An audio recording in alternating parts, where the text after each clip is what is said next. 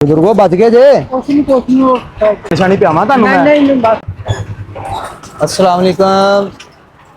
क्या हाल है बेटा? ठीक हो? किधर है बाबा आपके? अंदर है? जाओ बुलाओ उनको। ओए ओए ओए ओए, ओए।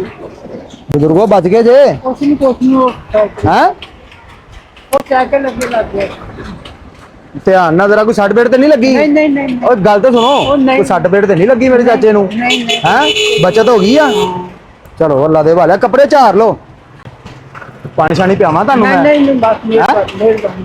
कोई चक्कर चुक्कर ते नहीं आए? नहीं नहीं चक्कर। अच्छा चलो अल्लाह दे वाले, अल्लाह दी सपोर्ट।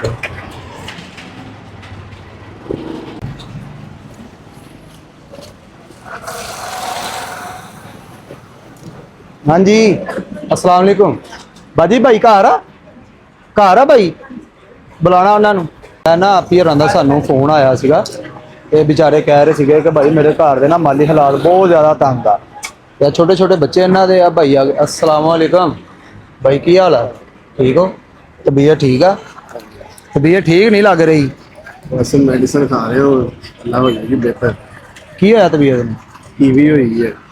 टीवी होया? कितनी देर तो? हो गया मेरा ख्याल 3 महीने हो गए।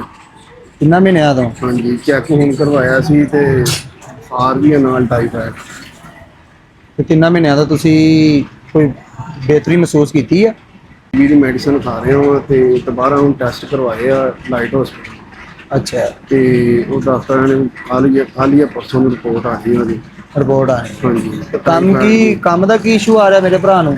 ਕੰਮ ਮੈਂ ਨਾਸ਼ਤੇ ਦਾ ਕਰਦਾ ਸੀ ਤੇ ਉਸ ਬਿਮਾਰ ਹੋਣ ਦੀ ਵਜ੍ਹਾ ਨਾਲ ਬਹੁਤ ਜ਼ਿਆਦਾ ਡਾਊਨ ਹੋ ਗਿਆ। ਕੰਮ ਵੀ ਨਹੀਂ ਹੁੰਦਾ? ਕੰਮ ਵੀ ਨਹੀਂ ਹੋ ਰਿਹਾ। ਤੇ ਨਾਮ ਕੀ ਤੁਹਾਡਾ? ਮੈਂ ਸੌਰੀ ਨਾਮ ਪੁੱਛਣਾ ਭੁੱਲ ਗਿਆ। ਮੁਹੰਮਦ ਹੰਜ਼ਲਾ। ਹੰਜ਼ਲਾ? ਹਾਂਜੀ, ਹੰਜ਼ਲਾ ਭਾਈ, ਇਹ ਕਿੰਨੇ ਬੱਚੇ ਤੁਹਾਡੇ? 3 ਬੇਟੀਆਂ ਹੋਈਆਂ। ਕਿੰਨੇ ਬੇਟੀਆਂ ਹੀ ਆ? ਹਾਂਜੀ। ਇਹ ਤੇ ਫਿਰ ਅੱਲਾਹ ਪਾਕ ਦੀ ਬੜੀ ਰਹਿਮਤ ਹੈ ਤੁਹਾਡੇ ਤੇ ਮਾਸ਼ਾਅੱਲਾ। ਧੀਆਂ ਜਿਹੜੀਆਂ ਹੁੰਦੀਆਂ ਨਾ ਰਹਿਮਤਾਂ ਹੁੰਦੀਆਂ, ਇਹ ਅੱਲਾਹ ਪਾਕ ਜਦੋਂ ਬੰਦੇ ਤੋਂ ਰਾਜ਼ੀ ਹੁੰਦਾ ਨਾ, ਬੰਦੇ ਤੋਂ ਖੁਸ਼ ਹੁੰਦਾ, ਉਦੋਂ ਅੱਲਾਹ ਪਾਕ ਉਹਨੂੰ ਧੀ ਦੀ ਰਹਿਮਤ ਤੋਂ ਨਵਾਜ਼ਦਾ। ਠੀਕ ਆ, ਤੇ ਇਹ ਤੁਸੀਂ ਅੱਲਾਹ ਦਾ ਸ਼ੁਕਰ ਅਦਾ ਕਰਿਆ ਕਰੋ। ਅੱਲਾਹ ਪਾਕ ਨੇ ਤੁਹਾਡੀ ਬੇਟੀਆਂ ਦੇ ਸਦਕੇ ਤੁਹਾਨੂੰ ਬਹੁਤ ਰਿਜ਼ਕ ਦੇਣਾ।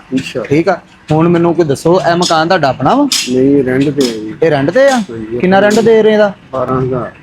12,000 ਰੁਪਇਆ ਰੈਂਟ ਇਹਦਾ? ਬੜਾ ਰੈਂਟ ਦੇ ਰਹੇ ਆ ਤੁਸੀਂ ਤੇ। ਗੈਸ ਵੀ ਨਹੀਂ ਹੈ। ਇੰਜ ਦਾ ਮਕਾਨ ਲੱਭੋ ਜਿਹਦਾ ਕੋਈ 3500 4000 ਰੈਂਟ ਹੋਵੇ, ਜਿਹ ਚ ਗੈਸ ਵੀ ਲੱਗਾ ਹੋਵੇ, ਚ ਨਾ ਗੈਸ ਆ ਨਾ ਐਡੀ ਕੋਈ ਸਹੂਲਤ ਆ। ਕਿੱਥੋਂ ਅਖਰਾਜਾਤ ਪੂਰੇ ਕਰਨੇ ਮੇਰੇ ਭਰਾ ਨੇ? ਅਸੀਂ ਅੰਦਰ ਆ ਸਕਦੇ ਹਾਂ, ਇੱਕ ਦਫਾ ਅੰਦਰ ਵਿਜ਼ਿਟ ਕਰ ਸਕਦੇ ਹਾਂ ਅਸੀਂ? ਮਸਲਾ ਨਹੀਂ। ਹਾਂ ਚਲੋ